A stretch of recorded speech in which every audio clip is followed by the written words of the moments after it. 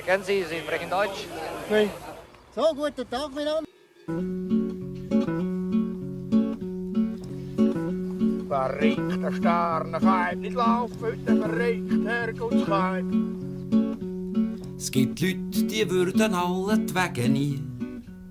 Ich gehe mit dem, und wenn ich auf 0 Franken auf dem Armenrecht muss mit dem, ich gehe vor mit dem, wo ich will. Sorry, ich habe gespritzt.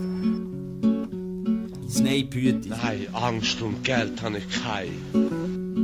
Was unterscheidet Menschen vom Schimpans? Kappen schauen, Mann. Sie muss da reinschauen, Herz. Bijassen und Schafsäckchen. So sieht man wirklich schwarz, nicht nur rot. Ausländer muss pass auf in Engelberg, weil Engelberg ist mein Land. Und was man noch hoffen ist allein, dass sie heimige haben. Was hast du erlebt, du hure Banane?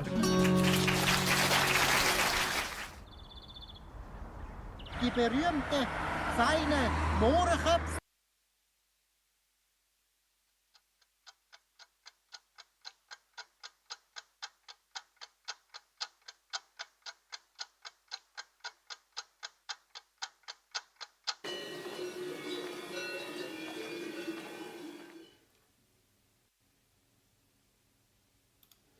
Salut, heute zusammen und grüezi miteinander. Welcome to the 8th edition of the Swiss-German Initiative. My name is Fabian. As always, before we begin, some administrative information.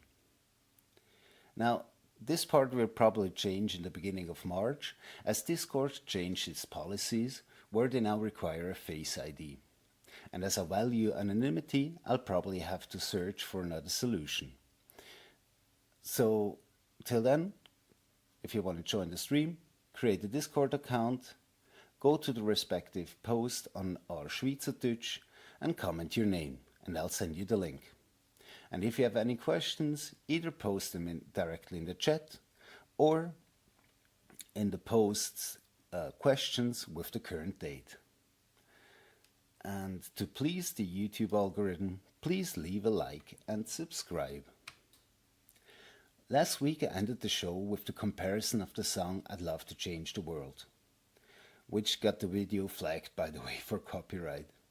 And afterwards I realized that it could be that the people don't really get what I wanted to say, or think that I'm nuts. So I will go over it as brief as I can. The first verse refers to a complaint or how a right-winger during that time would have seen the left.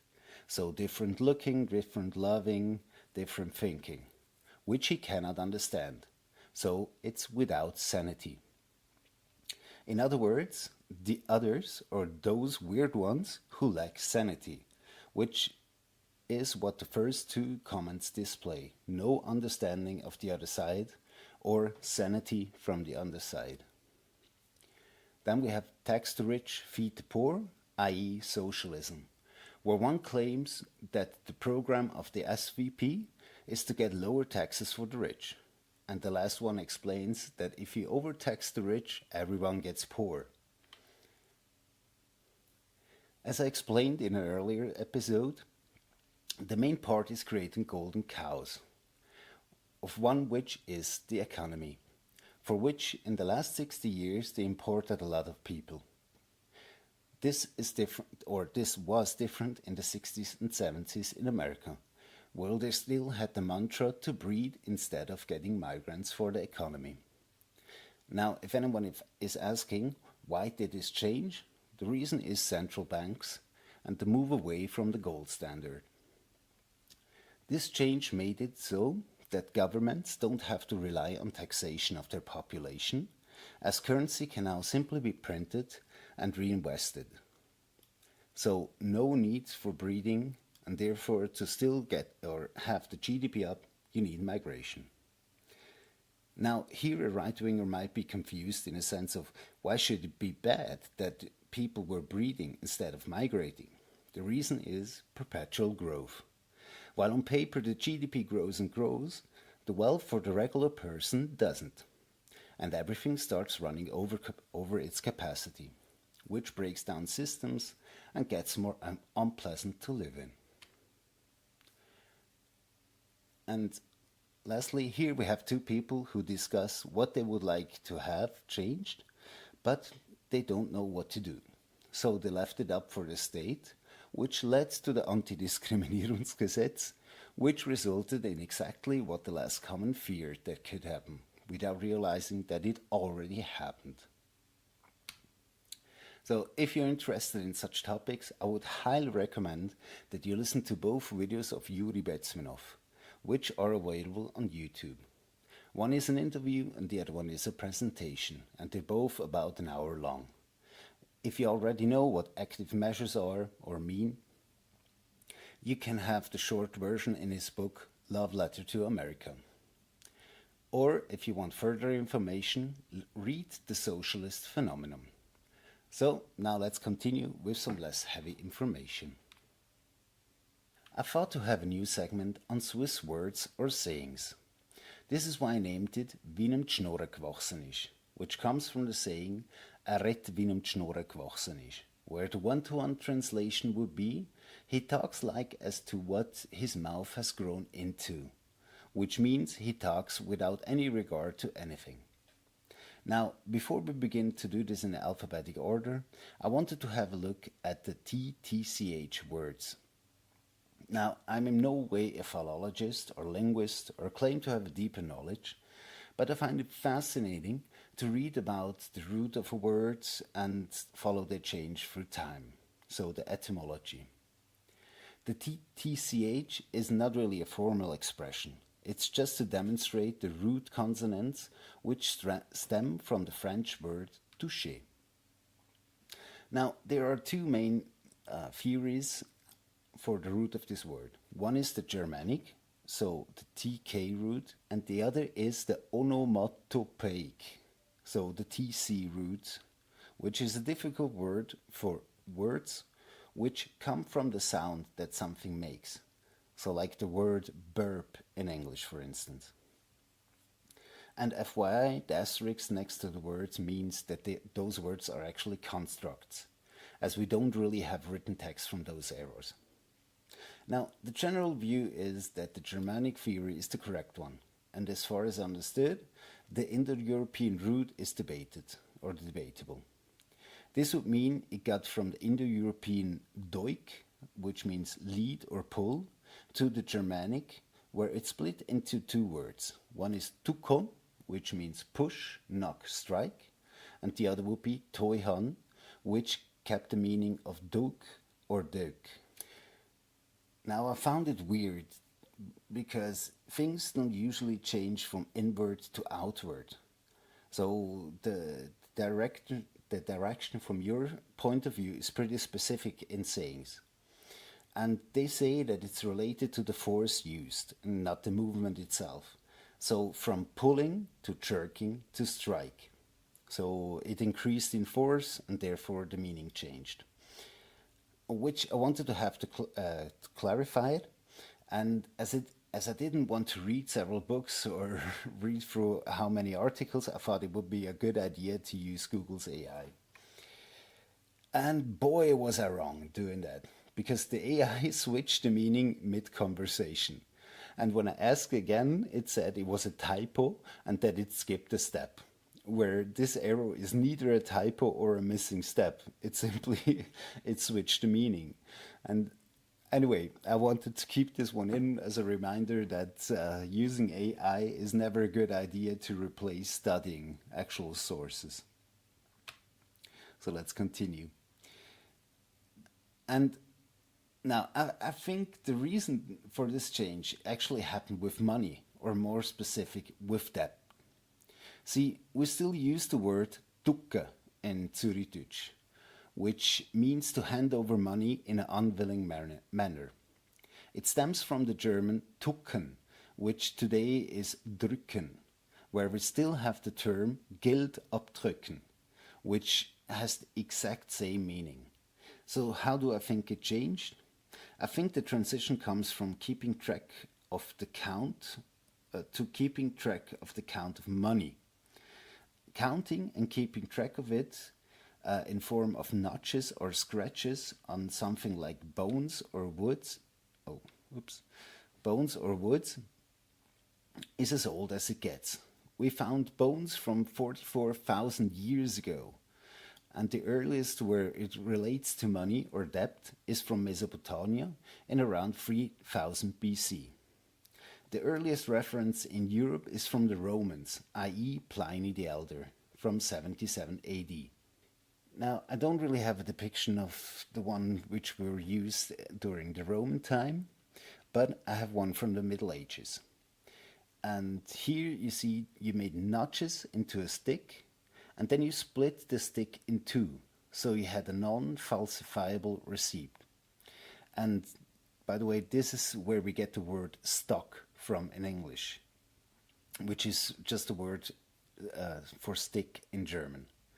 So the transition came from something like dragging your knife or pulling out material to debt, which has to be given back or pushed back, or can even be pushed onto another person. So if a linguist or a philologist listen to this, which I doubt, but if you know anyone, please present him this one, because I would love to know how wrong I am. But anyway, there are lots of words which stem from tukon. For instance, the English tuck or tick, like in tick box. And as I said, in Zürichdeutsch, it kept the word in form of tucke. It is said that it comes from pressing the money down onto the table. Now, words like drucken, zucken, ducken, and so on have all the same root. So now let's get back to the word toucher, which you can as well use in Swiss German, which would be touchieren, which means to be slightly touched or slightly hit. So for instance, if you say, ich habe ein anderes Auto touchiert, it will mean that you slightly hit or scratched another car with yours. Now, it has a little bit of different use for humans, because if you say, ich habe ihn mit dem Ellenbogen touchiert, would mean I have hit him with the elbow. This is because using the term touchiert implies kind of sarcasm, as normally you would use another expression like ich bin an ihn angekommen, which means I got near to him, which means touching, or ich bin aus Versehen in ihn eingerannt, which would literally mean I ran into him, but it's used like I bumped into him.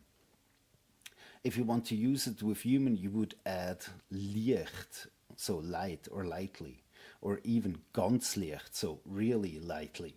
So, ich habe ihn ganz leicht mit dem Ellenbogen touchiert, would mean I touched him slightly with my elbow. So, let's get through some TTCH words. First one would be touche. Now, touche sounds like English, but it's not an Anglicism. It's Swiss German, but it isn't used that much, or rather just the form betouche, which means groping. We rather use words like anlangen for touching, so touche isn't really used in that form, betouche is. Then we have touch. Touch is a collision, or the sound that the collision makes. There is also chlupft or chlopf as a present singular, which derives from the word chlopfe, so knocking. The difference is that a chlopf is rather the sound that a collision makes or explosion makes, kind of like bang in English, and touche is, as I said, it's the collision and therefore the sound it makes. But those two words are mostly interchangeable. Difference is that if you just heard an explosion, you rather say, ich habe einen Klopf gehört. Oder draussen hat's geklopft. Another example, if you say, draussen hat's touched, it would imply a collision, or a collision with vehicles. If you say, ich touch der Eis, it means I'm gonna hit you. Dann toucht's aber du, which would either mean that you get beaten or that something would happen which changes the circumstances, and it's not pleasant. And there is as well fuditach, which means spanking. Then we have touchle. Now, touchle is the act of softly hitting into or onto a surface or a basketball or something like that. So if you say du tust Basketball touchle, it will mean dribbling. Then we have Dutsche. Now this is not a German guy, this would be Dutsche, not Dutsche. Dutsche is the act of colliding two things. For instance, if a kid plays auto Dutschis, would mean it plays smacking cars together for fun. Or if you smack a boiled egg against something, you could say Dutschis Ei against, I don't know. Then we have the Dotsch, which is a dummy, but it's a little bit less derogatory than idiot. And you can even cutify it, so it would be Stötschli. But depending on how it's used, it's not really less derogatory if you say Dötschli instead of Dotsch. And here I'm not really sure where it comes from. It's either something like auf de Kopf geht, so fall onto his head, which would mean stupid. So he's auf de Kopf touched, which means, yeah, he got a hit on the head. Or from face palming. But I think the first one is more reasonable. So let's get through some Swiss words in alphabetical order. The first one would be aue or aue, which is a Bernese word I'm really jealous of. Because we have it in Zürichdeutsch, but it cannot be used in the same manner. And I think there isn't really an example of what I call the Swiss efficiency or a better example of it than the word aue. It stems from allweg or Zürichdeutsch allweg or in German allen Weges. And they simply thought, hey, who needs consonants? Nobody. So they simply switched an LW with a U and thought, who needs ending anyways? So they removed the G or C as well. And it even has multiple meanings. So depending on the expression and circumstance. It can mean I don't believe you if said as a reply to a statement. If you said it before a statement, it means probably. And if it's an answer to a question, it means a hard no. But I think the best part about this is how much you can lean into it. Now, as I said, we poor peasants from Zurich have the word allweg, and in reply to a statement it can be used in the same manner. But I just like how you can lean into the aue instead of allweg. Not a big difference, but it just sounds better. And I like the lack of consonants. So next one would be omix, which literally means sometimes or once in a while. Then we have obe, which means down. And the last one, excusez, which comes from excuse-moi, but we drop the moi.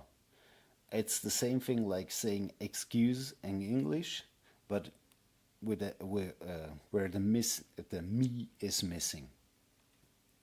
Next word would be Pschiss, which is German bescheißen. If something is Pschiss, it means something is a scam or a rip-off. If somebody has Pschisse, it means he or she cheated.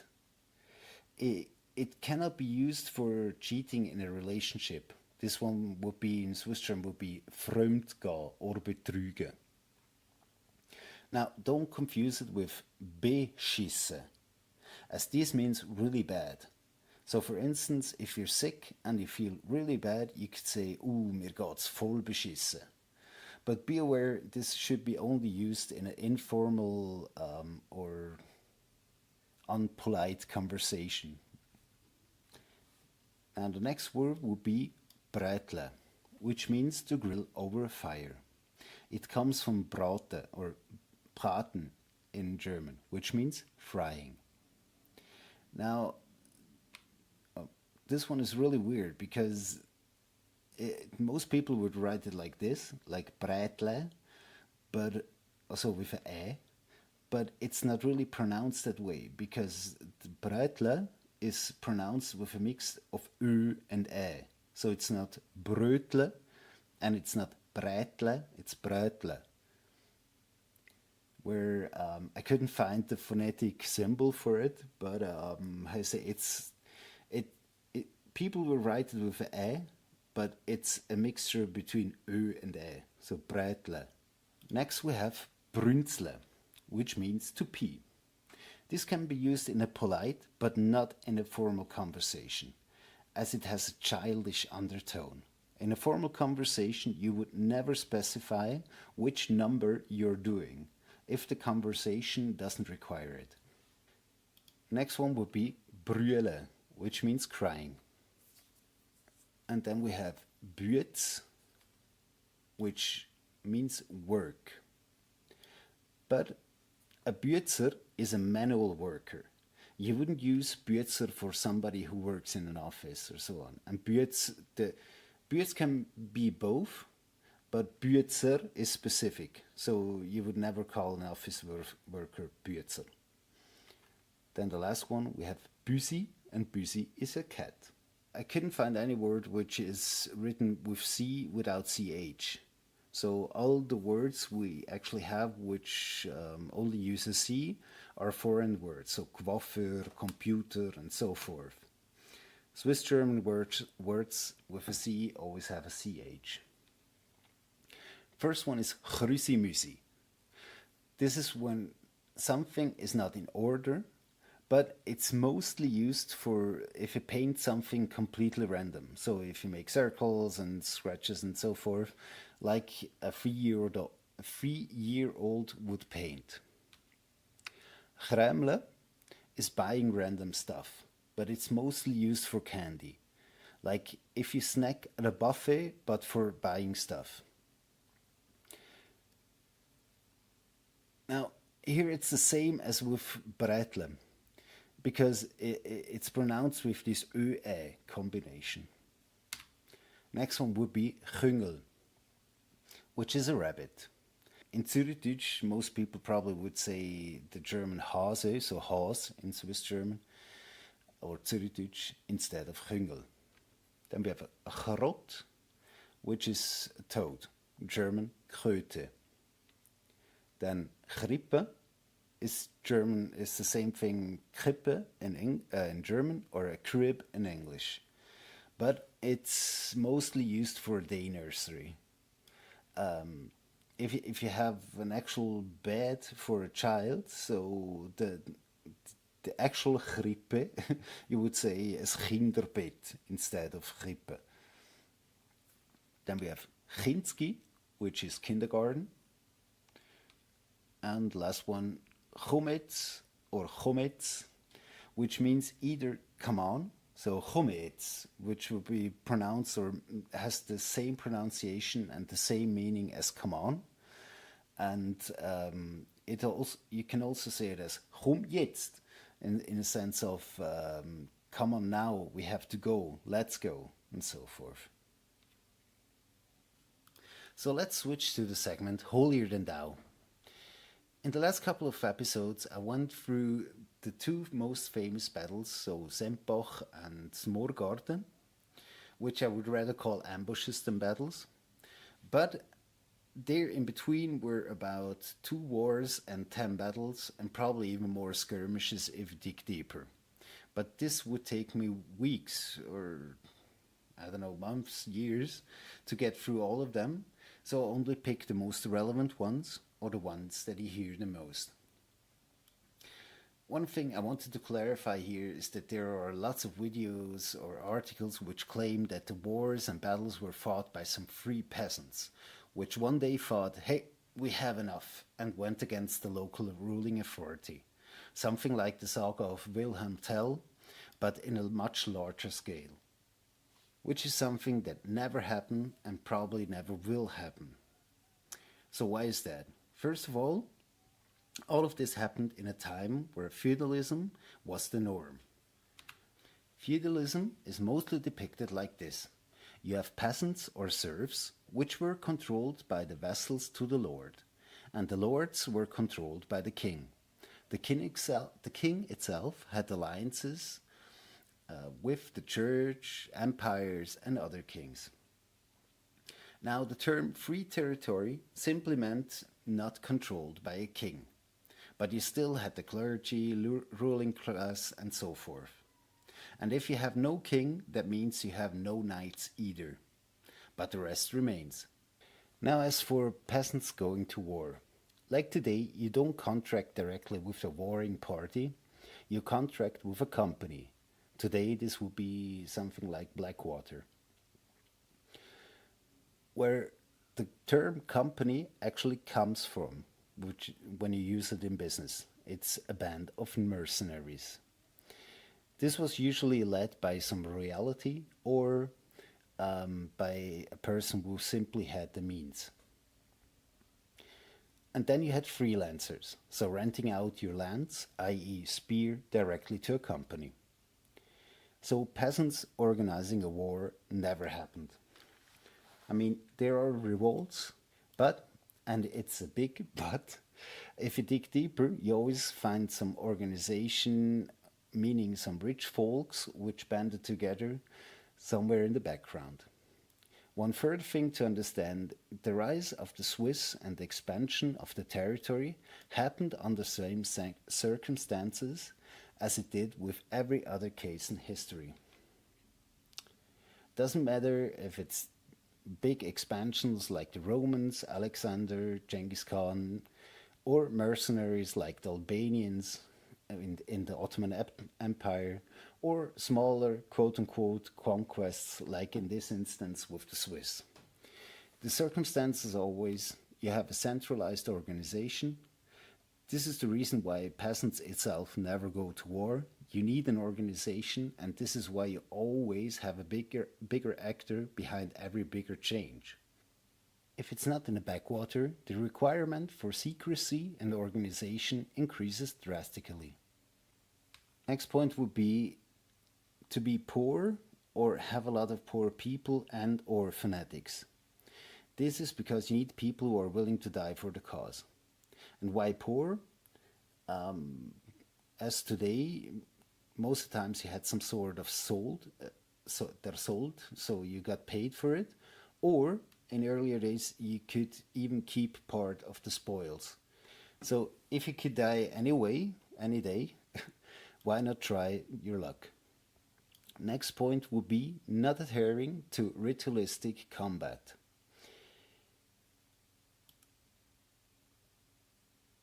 Now, this means not having or following the rules of engagement. See, the rules of engagement aren't there because of reasons like human rights or whatever. They are there because they benefit the power that be. They ensure that the powers that be can go to war without any bigger loss for themselves, or as well to keep smaller enemies at bay. And the last one is brutality. This is basically to ensure that less enemies try to attack you as they are afraid, and it bands together. Because the bigger the atrocity, the less people you can flee to. So you have to stay, which puts you in a position that you only can go forward. Now, if you consider those points, the current conflict, which the people tend to protest about currently, starts to make a lot more sense. And you see as well why it will fail as soon as a certain support stops. So why did the expansion stop and we've never seen a Swiss empire?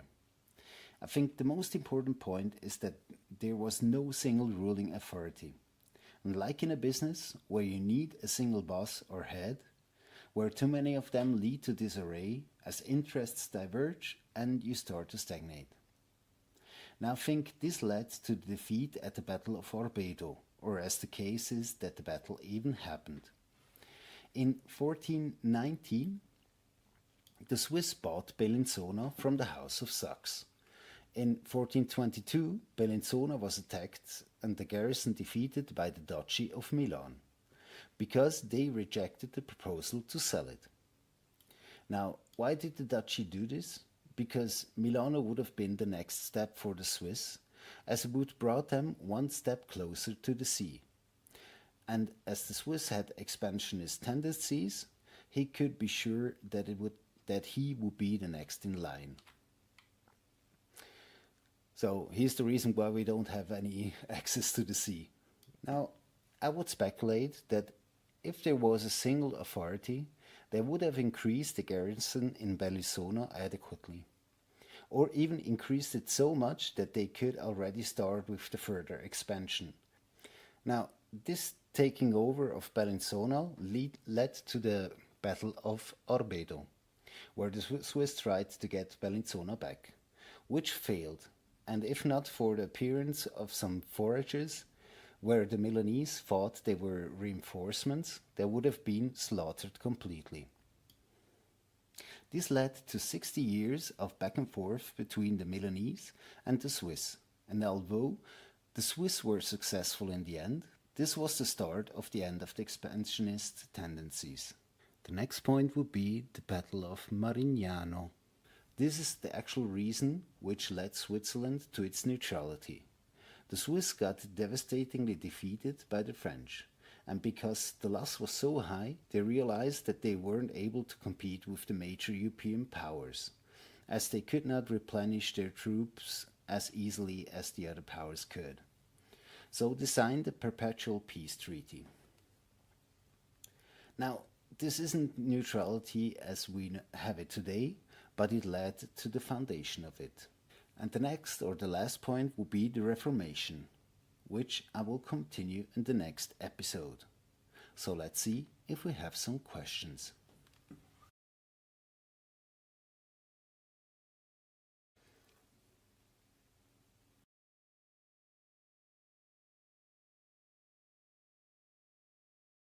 So I need to unmute myself. As it seems like we don't have any questions in the chat and nothing on Reddit, so I wish everyone a nice week, and let's hear you on the 19th next week. So goodbye.